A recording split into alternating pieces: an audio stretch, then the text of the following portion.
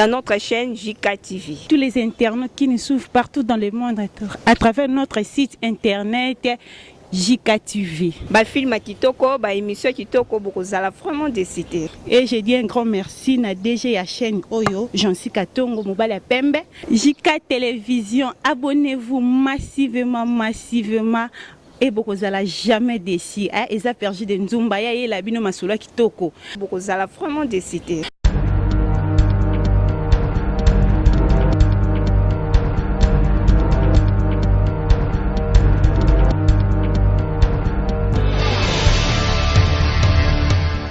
Merci parce que vous l'entendez partout dans le monde. Et aujourd'hui, tout le la vérité, Pergide Nzumba va parler de quoi, la fille ici. Bien sûr, Pergide Nzumba a ekotuna ensemble dans des konangai to kosala un peu moi débat moko ya qui est concernant la femme d'aujourd'hui, bien sûr que oui, et la femme de jadis. Quelle est la différence entre une femme ya lelo na moi si ya bané o utole ka différence wana ezanini vraiment. Je dis bonjour maman Esther Chilomba. Bonjour maman Pergide. Oui, bien sûr. Pergide Nzumba oza micro ya télé de la vérité. Pergide Nzumba a salaki moi déplacement muké ya koya a kokutana kolobela concernant moi si ya lelo na moi si ya lobi o utoleka. Est-ce que na connaissance na yo, il y a une différence entre la femme d'aujourd'hui et la femme des années passées? Bon. Merci pour la question, surtout maman Pergide. Je dirais mieux, il y a une différence, oui. Même quand tu es avec nos mamans, il y a toujours différence sur ma maman, sur la rabiso. Non, n'importe n'est plus à la kiboé, mais n'importe n'est plus à la sous-boété. Donc il y a vraiment une différence, maman Pergide. Ah oui, bien parlé, il y a une différence. Différence, moi, il y a ma casse tellement, il y a mon néné. Et s'il faut ajouter, maman Esther, est-ce que tu peux nous parler quelques différences aux sala moi si à l'élo na moi si à lobby, quelques caractères?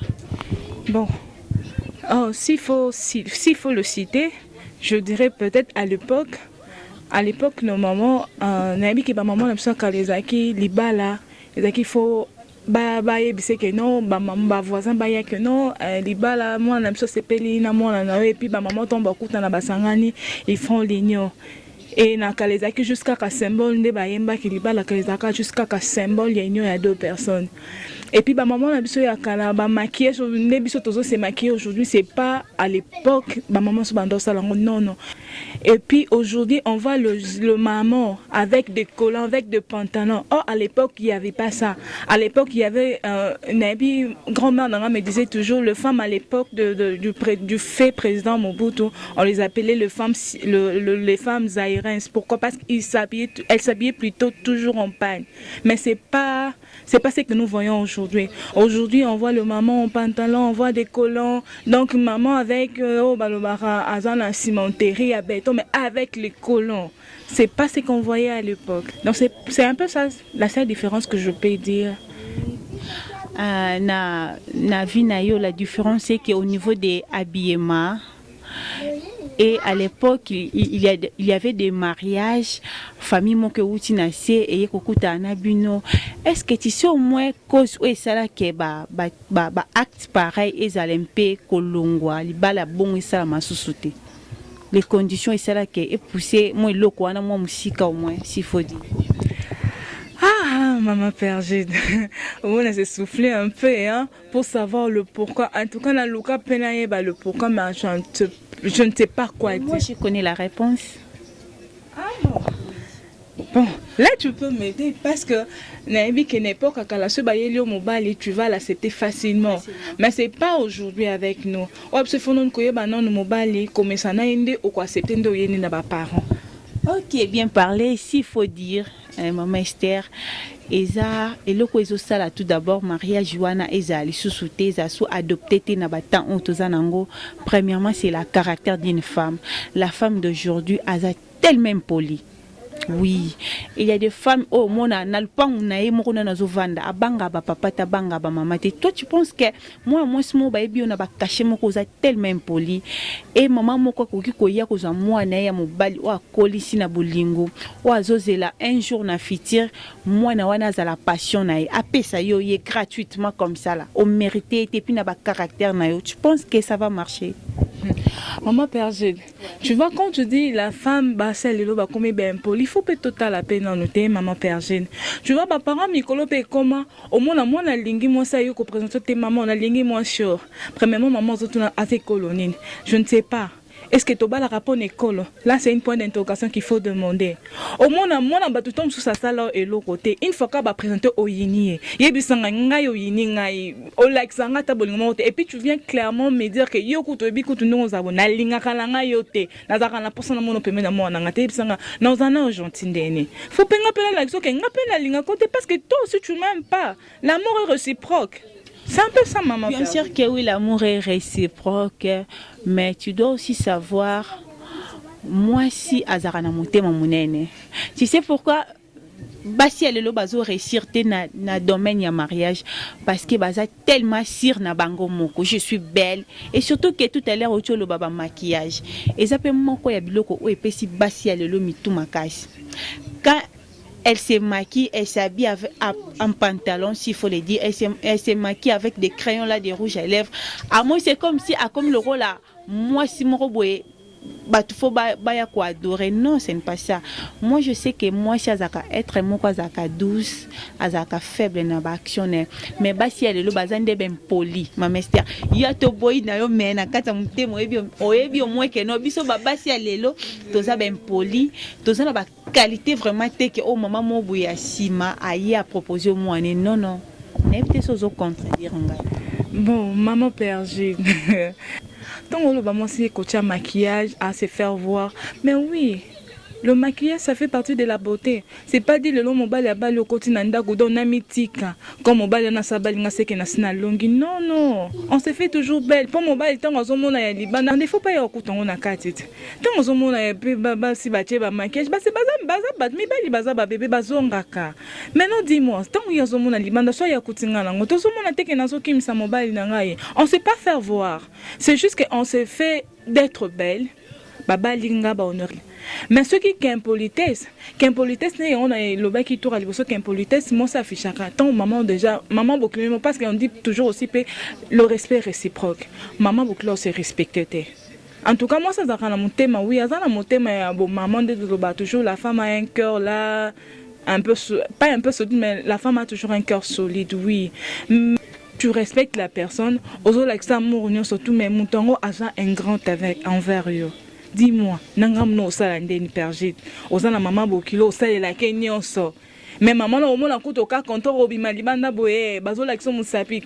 Pourquoi? Parce que maman bokilo libanda kendo bimso moi si mabe. Yesanga yo sepa non. O sepa non to luka toujours réagir. Ce qu'on réaction non ne ko interpréter que oh moi c'est azin impoli non. Avant qu'on condamne Moutou, approcher, on va approcher Moutou, yeba Moutou, ne simande, oya kolo basiko vérité à Moutou, on a que on konga Moutou, oya bim samutaza ma non. Na mkonga Moutou ndoko bim samutwana ma bien, ma bé. OK, merci. Maman Esther Azo me un peu qu'on défendre basi alelo mais moi je suis pas là pour nana soutenir kaka idene non il faut pas que Pergile Nzumba ça à moi différence ya onde musa na cause la même vie que yete nga lobela beaucoup plus ba caractère ya ba maman na biso akala tu sais na ko peso exemple moko ezana coutume luba moi si avanda ke sika mibali bazati.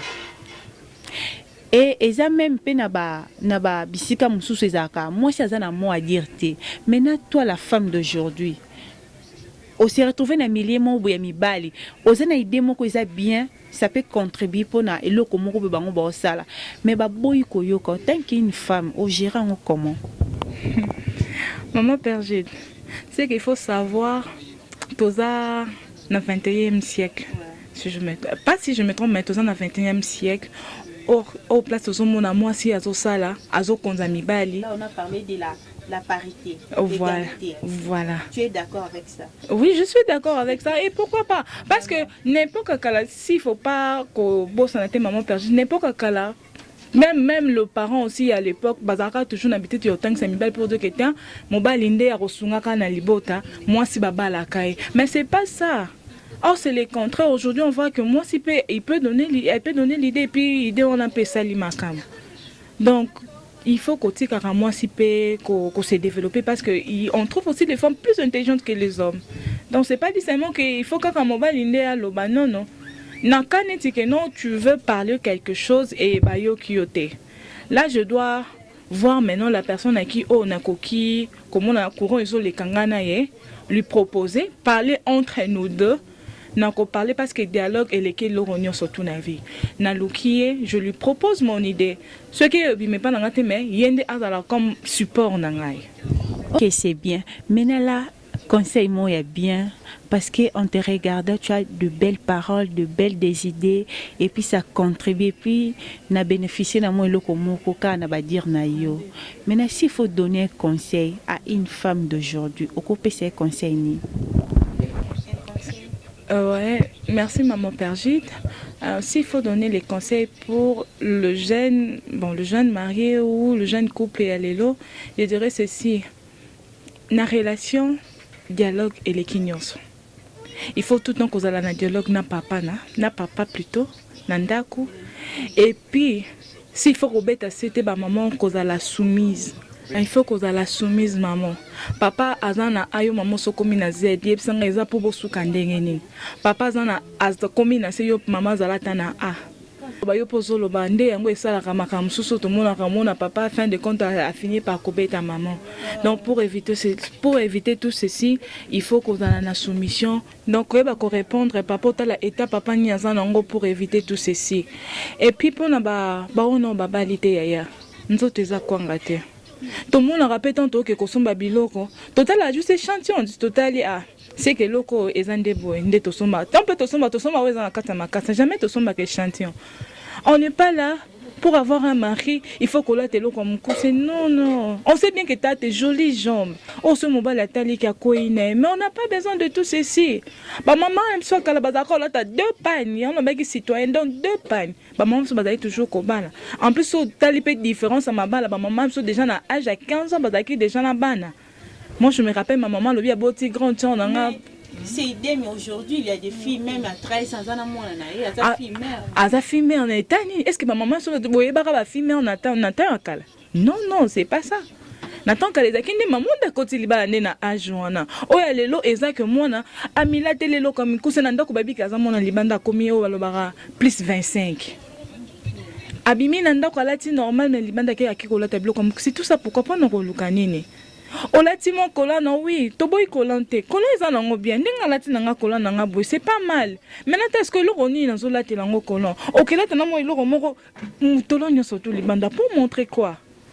Est-ce que les hommes ont besoin de ça? D'ailleurs avec cet habillement là mon bal leur en valeur té à moins que non c'est une fille de la rive on ose kana sakane et on est tous monde ba fille au lobby que 13 ans mon azad déjà nazemi suite à quoi? Son habillement aussi. Donc nous devons changer. Toboy kolante toboy lo kam kusete mais total a rappelé milliers ni relate là.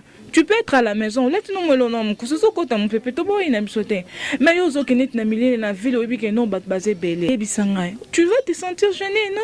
Tu vas comment s'habiller. Au cause à jamais des aux ans au cause à un rendez-vous na président là tu comme c'est moi ni mutolo libana je ne pense pas que beaucoup du ça. Beaucoup du ça tu vas tout rater. Merci vraiment parce que nous sommes arrivés pratiquement à la fin de notre émission d'aujourd'hui. Tout le la vérité. Le Pergide Nzumba Salaki, la différence entre une femme d'aujourd'hui et la femme de jadis. Moi, si Abane ou Eleki et Belé, bien sûr que oui.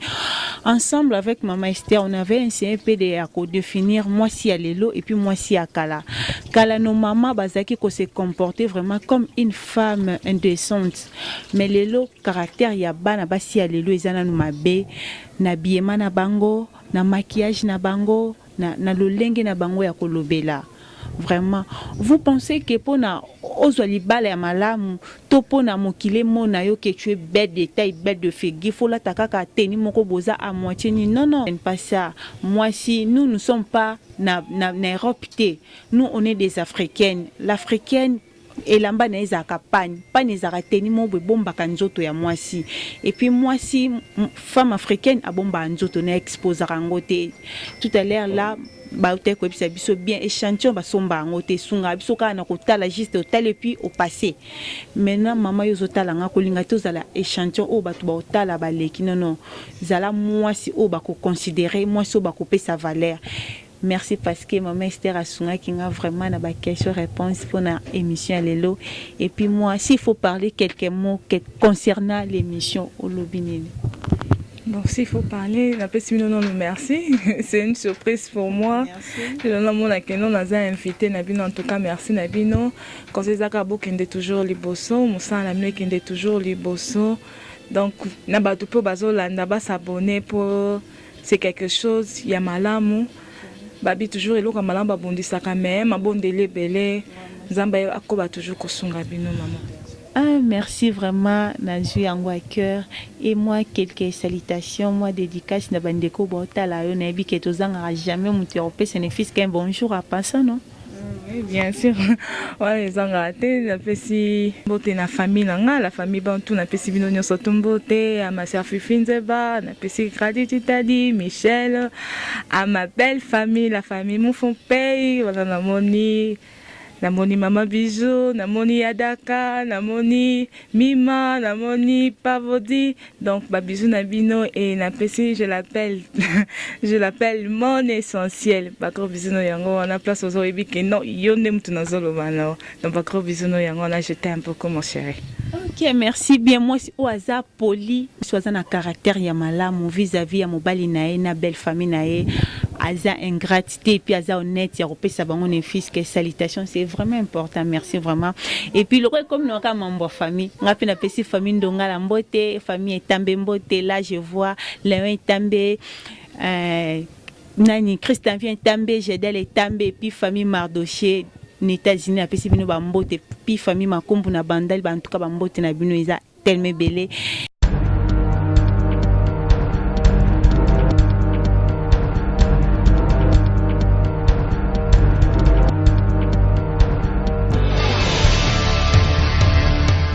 Vous dans notre chaîne JK TV. Tous les internautes qui nous suivent partout dans le monde à travers notre site internet JK TV. Ba film kitoko, ba émission kitoko bokozala vraiment décidé. Et je dis un grand merci na DG ya chaîne Oyo, Jansi Katongo Mobala Pembe. JK Télévision, abonnez-vous massivement. Et bokozala jamais déçu hein eza perdu de nzumba ya la bino masolo kitoko bokozala vraiment décidé. Donc abonnez-vous massivement JK Télévision eza pona bino hein ba fan na biso botala ngai abonnez-vous massivement bozo ba émission na bino ya kitoko boyebi moi so ya dominara na ya lobanga na mingi teza musala na ende et ça ke ba betela maboko donc bo s'abonner massivement perdu de nzumba sko ba bi la fille ya papa et wana za côté ya papa na ye avec JK TV diffusion dans le temps réel.